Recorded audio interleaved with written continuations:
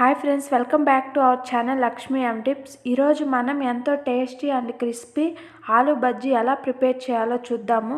దీనికోసం అయితే ముందుగా ఒక 2 ఆలు అయితే తీసుకొని వాటిని నీట్గా వాష్ చేసుకొని సన్నగా కట్ చేసి పెట్టుకోవాలండి. అవి సన్నగా ఉన్నప్పుడైతేనే మనం బజ్జీ చేసుకుంటే లోపలైతే బాగా ఫ్రై అవుతుంది, ఇంకా బజ్జీ చాలా క్రిస్పీగా వస్తాయండి. ఇది ఎలా ప్రిపేర్ చేయాలో చూద్దాము. దీనికోసం అయితే ఒక బౌల్ తీసుకొని అందులో కొంచెం శనగపిండి తీసుకోవాలి. అందులో మీకు రుచికి సరిపడా ఉప్పు, కారం వేసుకొని బాగా కలుపుకోవాలండి.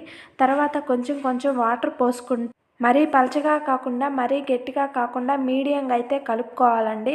మరీ పలచగా కలుపుకుంటే నూనె అయితే ఎక్కువ లాగుతుంది.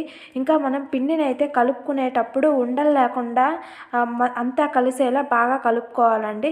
దాన్ని అయితే ఒక 5 మినిట్స్ పక్కన ఉంచుకోవాలి.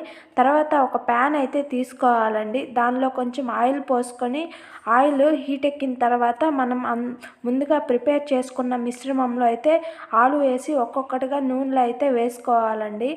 ఈ ఆలు బజ్జీ అయితే సాయంత్రం టైమ్స్ అలా చేసుకుంటే చాలా బాగుంటుంది. ఇంకా వర్షం పడేటప్పుడు వేడివేడిగా తింటే చాలా బాగుంటుందండి. నాకైతే చాలా ఇష్టం ఆలు బజ్జీ. మీలో ఎవరైనా ఆలు లవర్స్ ఉంటే కామెంట్ చేయండి. ఆలు బజ్జీ మిడిల్లో కట్ చేసుకొని అందులో లైట్గా ఆనియన్, లైట్గా ఉప్పు, కారము, లెమన్ పిండుకొని తింటే టేస్ట్ అయితే చాలా బాగుంటుందండి. ఎవరైనా తెలియని వాళ్ళు ఉంటే ఖచ్చితంగా అయితే ఒకసారి ట్రై చేసి చూడండి. ఇంకా దీని కాంబినేషన్లో అయితే పుదీనా చట్నీ కానీ రెడ్ చట్నీ కానీ చాలా బాగుంటుంది.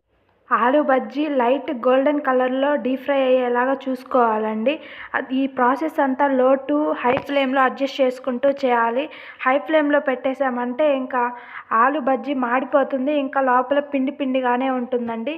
కాబట్టి లో ఫ్లేమ్లోనే చేసుకోవాలి. అవి లైట్ గోల్డెన్ కలర్లో డీప్ ఫ్రై అయిన తర్వాత తీసేసుకోవాలి. అంతే, ఎంతో టేస్టీ అండ్ క్రిస్పీ ఆలు బజ్జీ అయితే రెడీ. వీడియో నచ్చితే లైక్ చేయండి, షేర్ చేయండి, అలాగే సబ్స్క్రైబ్ చేసుకోండి.